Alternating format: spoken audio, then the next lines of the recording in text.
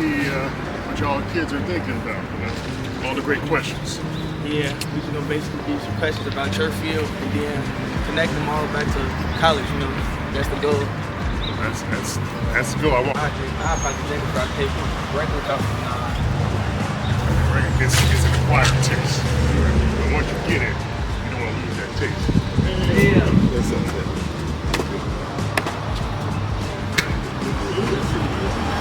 Good, strong. That should be good. And the good Lord said, "Arise, my son, arise, and you shall be healed."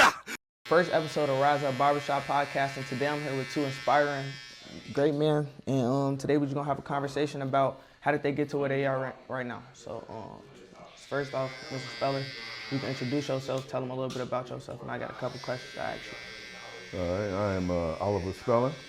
I'm a teacher at Kenwood Academy. I have a consulting agency. I'm also the founder, one of the founders of Rise Up. I'm the founder of MedKeep ex-Bronco. I'm the founder of She Got Gold, and I have many other organizations in Kenwood, to build our students up, build our kids up, and get them college ready and ready for the world, and gain a perspective on the world around them, so they'll be knowledgeable as they enter the workforce, into their personal lives. Just trying to prepare kids for life overall. All right, same question for you. You can tell them a little bit about yourself, who you are, what you do. Well, my name is David Trotter. I don't have as many titles as Oliver here, but I'm an emergency medicine physician working in Chicago and the Chicago suburbs. I've been an emergency medicine physician for about 15 years now. Really committed to really helping our communities, looking for ways to continue to save lives and just betterment for everyone overall. Yeah.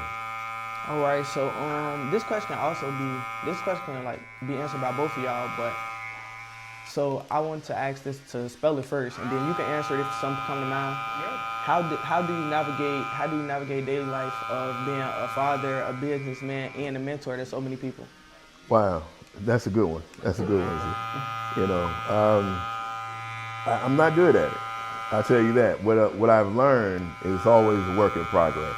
I'm always trying to get better at it. I'm always trying to balance the home first, and then the work, and then the extra stuff that comes to the work. What I've learned over the years is kind of how to, I cut one off as far as like going home. I try to separate all of it from it. But at work, what I've learned to do is kind of blend it together. So every class that I have, as you know, I have the medical program, and then I have the forensics program. I create a club that coincides with those classes. So it kind of splits together to where I'm able to take the best kids in the school who are part of my class and then put them in my clubs that help them develop anyway. So that's how I'm able to manage all these things. And then one thing with our clubs, especially like Rise Up and MedKeep, is that we don't do a babysitting organization.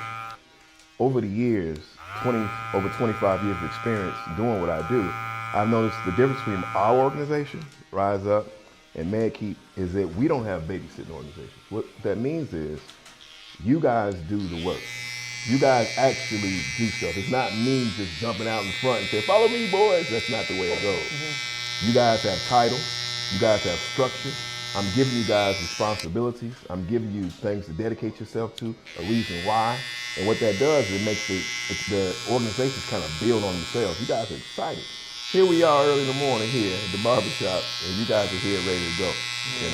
And it's because of the structure that we be able to create with Rise Up, MedKeep, all of them are the same. So that's kind of how I'm able to do it. And then all I got to do is kind of mold and just build and just kind of focus you guys, move you around, and get you to understand what our philosophies are, So that's how I'm able to kind of balance all these things we do. Yeah, that's a great answer. I definitely agree with you putting us out there. Great. Well, if the question, I can ask you the same question. So, how do you balance daily life of being a medical, I forgot your title, being like in the medical field and also coming home and like daily life, basically? Like, how do you manage daily life and then being a medical, like work to life balance? Yeah, I'd say, especially in emergency medicine, you sometimes can have some really wild hours. Sometimes you work in 6 a.m. shift, sometimes you work in a midnight shift. That's kind of how it works. So I'm very thankful that I have a family that understands what I'm doing and understands that I'm not going to be there all the time. Because I don't think there is really any way to fully split your time 50-50 all the time. Right. There's always going to be something that's going to take more of your attention during some point of that day, at some point of that week, and just having that understanding that, hey, I may not be able to make this basketball practice, but I'm over here treating patients. But on the weekend, I'm going to make that basketball practice, and I'm not going to go answer my defense or something like that. So it's like those type of understanding of I'm going to do the best I can, and making sure that my family understands that I love them. I'll be there for them for anything that's emergent in nature, but also I have a job to do, and they respect the fact that I'm hopefully doing something that's helping the community and helping, really preserve lives, and at the same time providing and supporting them in all their endeavors as well. So it's never 50-50. Anyone who tells you it's always 50-50 is probably living a different type of life, but you do find ways to manage it, and at the end it all evens out. Yeah, so do you feel like it changed from day to day? Like, so one day it's 75, some day it's 50-50, some day it's 60? Of course. I think there's a new song saying we almost be at 100 or something. I don't know who sings that song. There's like 80-20 or something. Right. I heard it on the radio. It's not really that far off. I feel like, some days you'll do 80 of this, 20 of that. Other days 40, and then another 20 for yourself, Always make time for yourself at some point. But at the end of the day, it's always a mismatch of something, and understanding that will kind of keep you sane. One thing for me, Z, I've gotten better at it. I used to be terrible at like balancing because I've been a head football coach for over 20 years before I stopped, and now I focus on doing what I do with other things. But one, when I was bad at it, I was really driven by the exterior things. I felt like my wife understood what I was doing, and we didn't have any kids at the time, but I felt like it was such a worthy component, thing that I was attacking. Football, trying to get kids scholarships, which wasn't, as a young man, you feel like that's important. But as you get older, what you find out is that's not exactly important as far as that dash mark between when you're born and when you die. What's your legacy? And then my legacy became more important when I had children. And so what I started doing was giving more. I don't even know the count, but whatever I gave to the football field, I gave more to my children.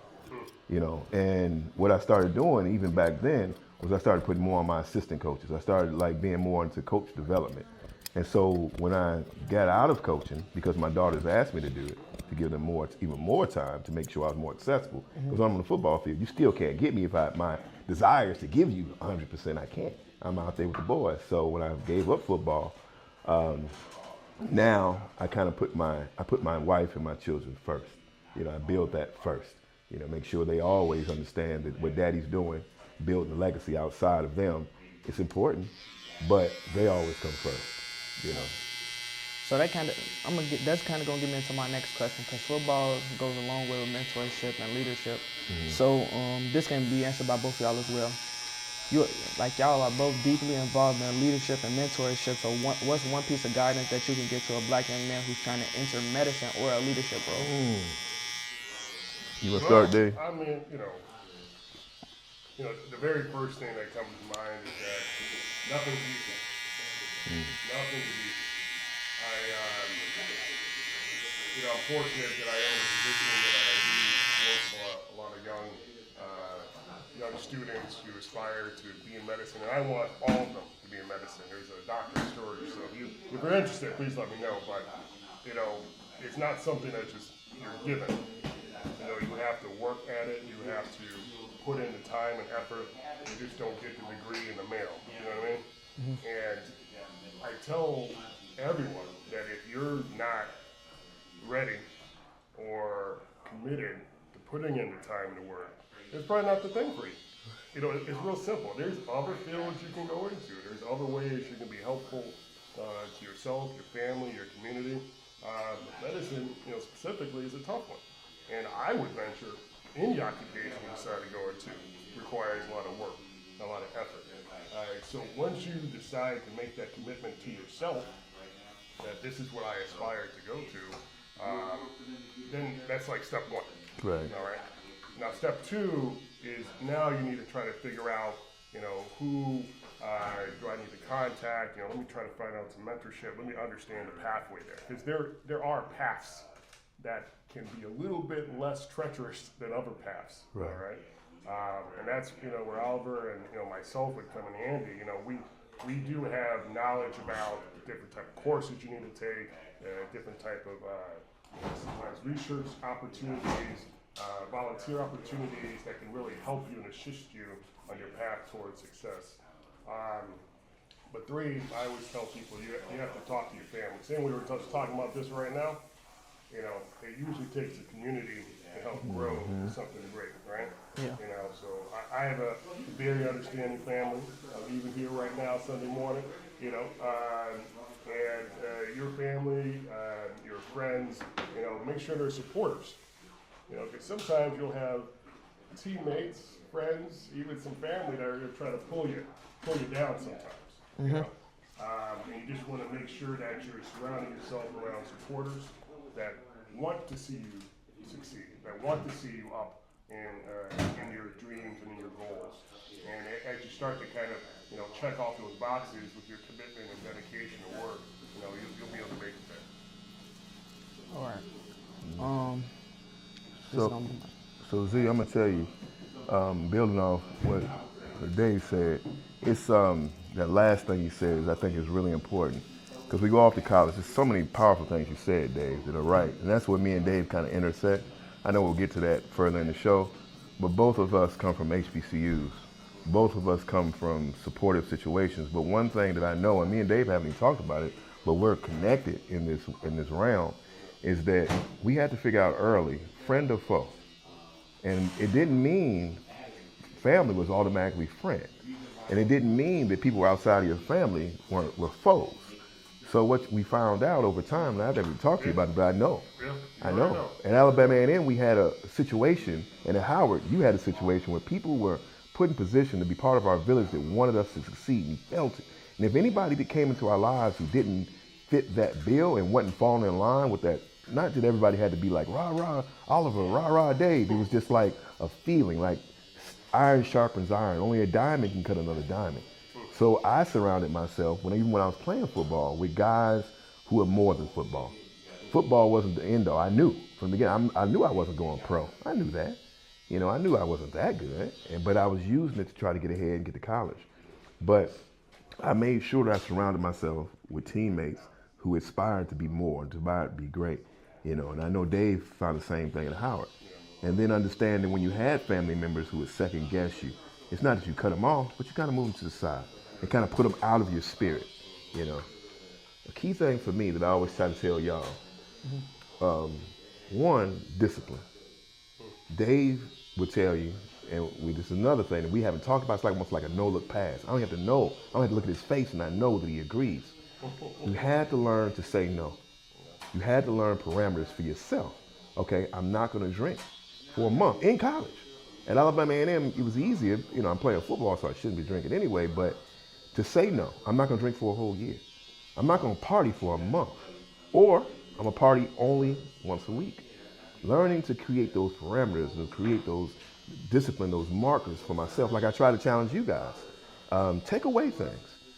Learn to be disciplined. That makes you a better investor. It makes you a better professional. You know, understanding, controlling yourself. So understanding yourself and understanding your surroundings are paramount and key to building. And what me and Dave have created in what we're doing here at the barbershop and what we're extending to the whole city is that village. We want to be the cornerstones and the foundation of a village that produces well-rounded young men and women who can take on anything. You know, he's a doctor, I'm a teacher, and both of those professions take a lot of dedication, a lot of focus. And if you don't dedicate and focus to being a doctor, people die. And I'm gonna tell you something. If you don't dedicate yourself and focus to being a teacher, guess what? People die. It's crazy. Now I don't get paid as much as him for my teaching job, but it's just as vital. The most important person in his life, I'm sure, is a teacher who motivated him like, Dave, you can be a doctor. For a young black man, that's huge. A teacher told him that. This is one of those no-look passes again, Dave. Am I right or wrong? Oh, you're right. You're right. It's interesting. Like my mother's a teacher. My mother's a teacher. I'm from Detroit originally. Yeah, I know. I heard about it. She was in Detroit public schools for 40 years and really kind of instilled a lot of that same focus. And he's just preaching to the choir right here. Right. Teachers are so important, in regards to development of our youth. And at this age where you guys are at now is when your brain's most malleable. This is when you can really intake things and really it will set you either towards a path to success or maybe towards a path of depression, depending on how you're being treated in school, how that teacher's been treating you. And it's sometimes lost on all of us the importance of teachers at times because they don't necessarily get the same recognition that they should for the work that they're doing. But I'll tell you, when we're talking about dedication, I was at Howard. For some reason, before every major test is when you have a big party. That's just how it always works. The party of the year is happening before your organic chemistry test, or before your biochem test, before whatever it is. But you do need to stay dedicated to the craft. You do need to have fun. You do need to let loose for good reason. Don't put me on camera saying something crazy out here. But I will say, not too much detail, right? I'll say, do your work first. Right. Finish your work, finish your objectives, and then go enjoy yourself. You feel so much better, knowing that you put your all into something versus saying, man, I really wish I would have studied more. There's always a different feeling when you gave 100 versus when you gave 80 and you got to get the stuff. Yeah, that's important. That's important. Like I was saying, it's you want to give 100% to whatever you do, and you want to have that intrinsic reward that comes from it. It seems like it'd be easy sometimes for everybody. From my perspective, for like teaching, I don't understand bad teachers. You're like raising the youth. You're like cornerstone of their development, and I don't understand how some teachers just don't do it or don't catch that or can't or don't have the spirit to. And then doctors, the same thing. There's some doctors that I've been to, they don't move like right. They don't move like they're built, like they're really into it, like some other doctors. There's levels to everything. And we want to put you guys in position to where you're at the highest level, of whatever you do. Great answer. So, since he's on the topic of college, if you could talk to your 18-year-old self on moving, then what advice would y'all give you? That's big. I Don't touch teachers. Once you get out of the house, number one, I would say anyone who's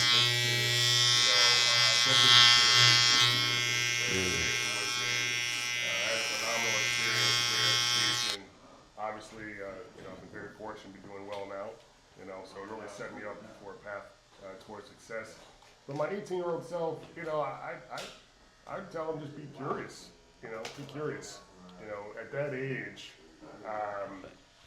you still have the opportunity to decide what path you want to take, and you should interact with, new individuals, new people that have different likes than you do, experience as much as you can, during that period of time, because all it does is really confirm what you wanted to do, now you're not second guessing as much, when you've had a chance to talk to everybody.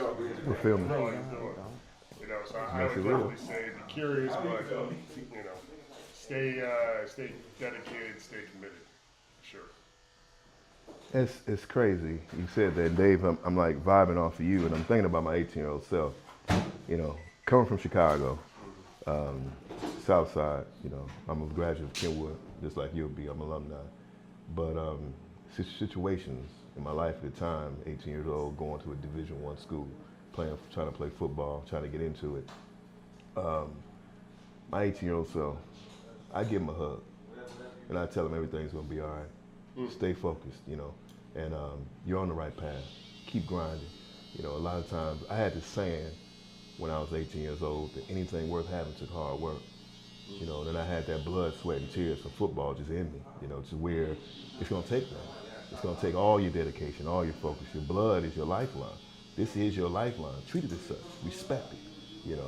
The sweat is just the effort. And the tears are the emotion. It's like the spice of life, and it's okay. I'd hug him and I'd say, it's okay to cry, bro. I know you feel lonely, but it's coming. Your time is coming. Stay on the path. Keep doing what you're doing.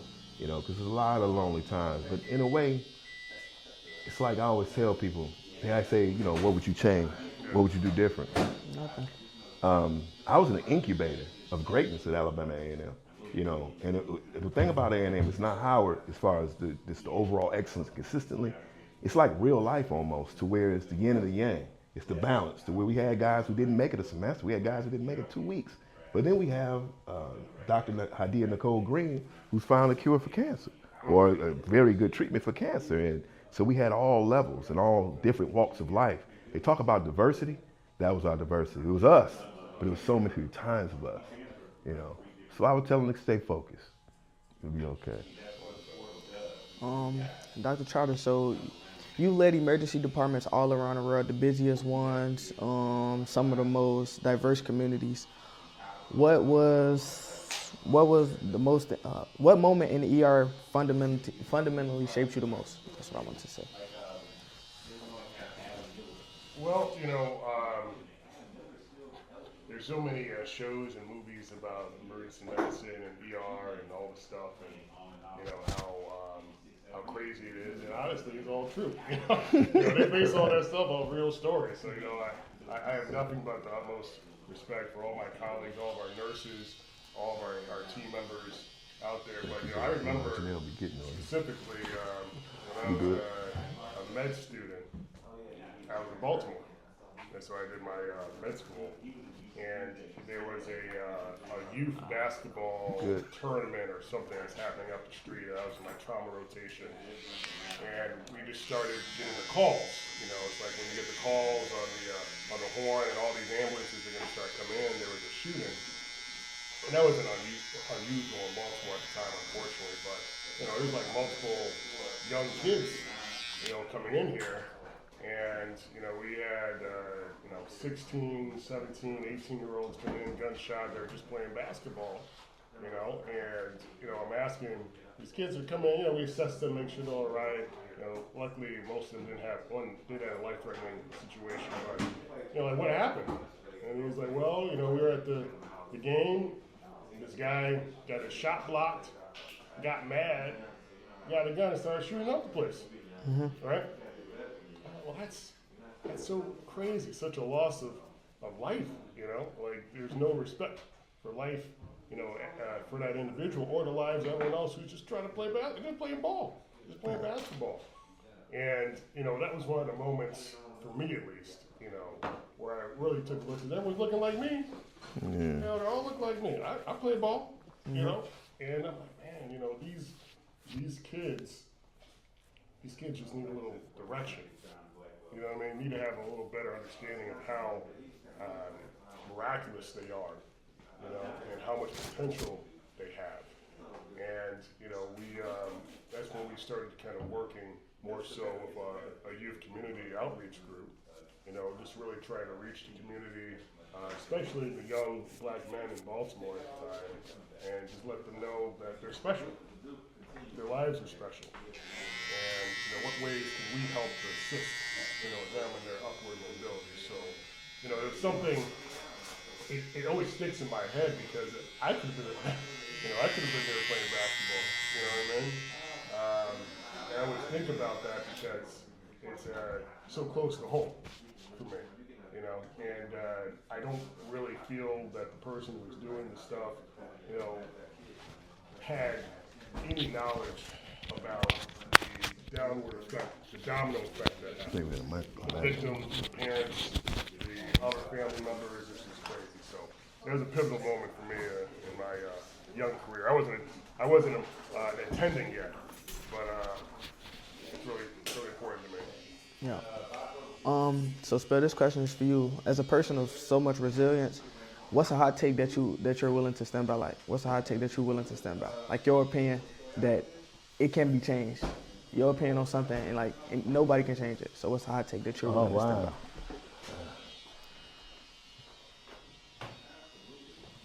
I guess the professional opinion about hot take would be that all kids can learn. You know, that all of us can be successful under this present environment that's been created here in America. You know, sometimes it seems overwhelming, but nobody can tell me that we can't make it. You know, my father, his first school was a barn that my grandfather, and I'm named after, created. You know, where my father wasn't allowed to go to school, period, because of Jim Crow South in Mississippi and Missouri. And my grandfather built a school out of the barn. All the neighborhood kids came to it, and my grandmother taught it. My father went to the University of Chicago. He was a professor at the University of Chicago. He worked at Northeastern until his death. He was teaching African American studies. From those meager existence, fighting these white kids and throwing rocks at them, and going into his barn and just getting it. And then going to Western Michigan for undergrad and University of Chicago for grad. And then my mother from Old Hickory, Tennessee, small town in Tennessee, under the Jim Crow regime, went to Tennessee State, and then went to Meharry Medical School. And then met my father coming out of the military. But out of those existence and out of those extreme situations, finding that black love, one, like we were talking about, that village was supporting my father to get to where he was, to go to the University of Chicago and understand exactly, okay, for my kids, they're going to HBCUs. You know, we want to make sure we elevate and get to that point where my kids feel loved. But you can't tell me that there's any kid who can't love, who can't become something, who can't become special. You know, I was just, as you were asking Dave about the pivotal moments in his career, I have so many that I just poured into, you know. I don't want to start naming too many names or anything like that, but there's been so many experiences. One in particular is a young man named Nick Phillips. You know, he's still alive, an amazing young man. But his situation when we were at Westinghouse wasn't the greatest. You know, I don't want to speak on too much of his living situation and what it was, but he came to live with me.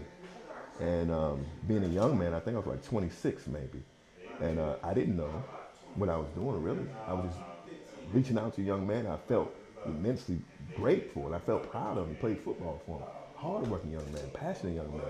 And now he's amazing. He's an amazing father. He's an amazing husband. His career's taken off.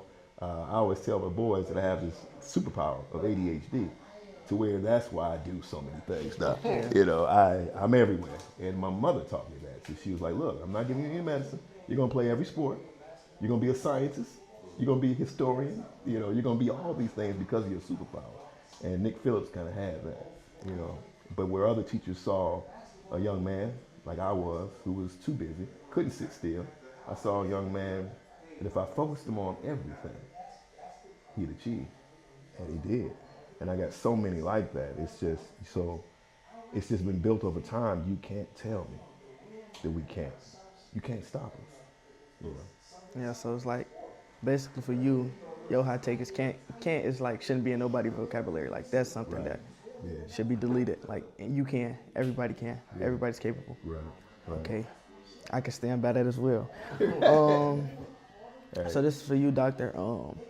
Outside of medical, I know you like is deeply embedded in like political advocacy. What is that like for you? Well, you know, one of the reasons I've always liked emergency medicine, especially in our healthcare environment, is that you know, it doesn't matter what the situation is, who the patient is, insurance, no insurance, where they're from, you know, we just take care of them. We take care of anyone that comes through that door. And I've always, you know, really cherished that aspect of my field because I've taken care of some very prominent individuals and taken care of undocumented individuals. You know, I've taken care of everything, and I really do like that. And you know, talking about political advocacy, you know, I mean, I think it all kind of boils back down to let's just try to treat people like people. You know what I mean? I know that's a very simplistic way of saying things, but it still isn't being done that way. You know what I mean? And no, thank you. And as we, you know, really just kind of continue to move forward, you know, with all of our, you know, in this very interesting political environment, I'd always just encourage everyone to, you know, think about how you'd like to be treated. Yeah. You know, and is what you're seeing in front of you, you know, representative of what you'd want to do. You know what I mean? I think when you kind of use that as your baseline, most of our problems will probably go away. All right. Oh. So this right here is kind of like a wrap up question. This is something for y'all to think about. So knowing that y'all are busy and y'all just talked about y'all profession, y'all talked about how y'all got to y'all profession. What would be the perfect reset day for y'all? Like besides work, what is the perfect reset day for y'all? Reset day? Yep, yeah, reset day for y'all. That's interesting. You know, probably on a beach somewhere. I mean, that's number one. No, you know, it's interesting. I find pleasure in sometimes just not doing something, just having a time of silence. You know, I was talking to my wife the other day because in the ER, there's always some beeping.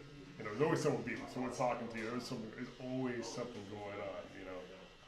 And you have this certain amount of stimulus that's always keeping you heightened. And I stay up late. That's what I'm telling the other day. You know, I stay up late. I usually go to bed probably around 12 to 1 a.m., maybe 2, depending on the situation, because then it's just silence. Just silence. And you just hear your thoughts and you can really start to reset. But, you know, I like to have that opportunity with my family. You know, they keep me moving. They're going to keep me moving today as well. But there's something about not necessarily having another event to go to, not having another serious obligation, and just kind of being in the moment. And if that's with some waves and some sand, it's even better for me.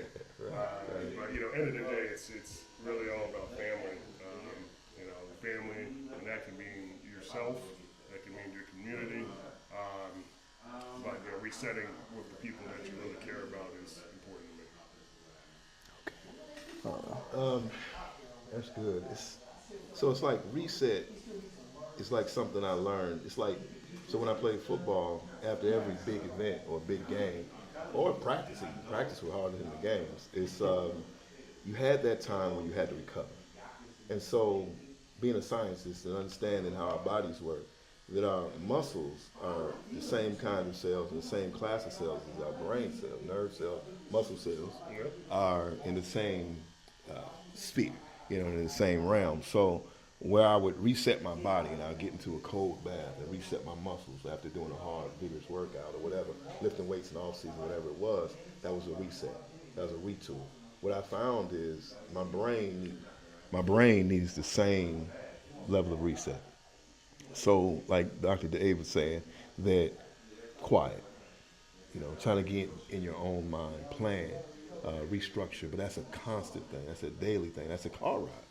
You know, it's a moment, and actually, what I've learned to do over time is kind of reset with my family. Like, hear what the girls are doing. It's not about me. Let me hear about you. You know, listening to my wife. You know, she'll love to hear this. Then actually listening to her and her voice has always been a calming spirit for me, and it kind of gives me a reason why. And just even like being with my children, you know, gives me a reason why. The crazy thing I've learned to do, and I know a lot of teachers will probably not agree with this, but you know, you guys are my reset. Being with you, giving up, I don't even feel like I'm giving it up. Being here with you on a Sunday morning, you know, is a reset for me, because what it does for me is it pushes my why. It pushes my narrative. You guys are my reason. You know, what you do, and that's why I take it so personal about what schools y'all go to. I try not to push too hard, but I know I do. I know I'm pressure on y'all, but I want you to be successful. I know where these roads lead. And I know, like Dave was saying, some roads are really, really difficult. And he'll make it. But other roles, it doesn't have to be as difficult. Like the choice for you, LSU or Morehouse. Yeah. I know LSU is pretty, and I know to roll it out for you. I know that. But I know what you're going to get at Morehouse. I know what it means to be a Morehouse man. I know the levels of manhood for a black man coming out of Morehouse. So when you say LSU, I'm like, but to even hear you say that and have that opportunity, I'm so proud of you, man. And that resets me, man. Same thing with you. Ohio State, Howard, you went to NIU the other day. I'm just so proud of you. So when I'm around you, it becomes like a reset. It becomes a restructure. Whether I'm at work, I reset at work when you walk in the door. That's why I made your office in my classroom. I see you every day. And that's like, wow, yeah, I did something right. Like you said, I've been pushing you since your freshman year. We used to roll your eyes heavy, like, there's something wrong with this dude. But now look at you, powerful. So that resets me. And then like Dr. Dave said, I am going out of the country next week. And I will be on some of these sands and looking at some beautiful views and catching some untainted breezes off the ocean. Yeah, that's a hell of a reset, But it's been a phenomenal situation. And I'm gonna give you one more. My man there, he been cutting my hair and around me since 91, 2? No, 80, 89, 90. So he's the glue to me and Dave. This is Tone, Antonio. He's our barber, and he's been with me since probably 88, maybe. 88, 87, 89, somewhere in there. Wow, yeah. Him and his brother Ishmael. This is their shop, and to have him give us the platform to come in here, me, Dave, and then Ishmael's over there working hard. He probably never get in front of the camera, but these guys have been in my life that long, and so how many years is that? It's a lot, right? Almost 40 years. Right. So coming here and being with my brothers from another mother, reset. Yeah. So inspirational, man. Well, I just want to thank the both of you for coming here, taking the opportunity to let me interview y'all, talk about y'all for a minute. Yeah, that's episode 1. And the good Lord said, "Arise, my son, arise, and you shall be healed."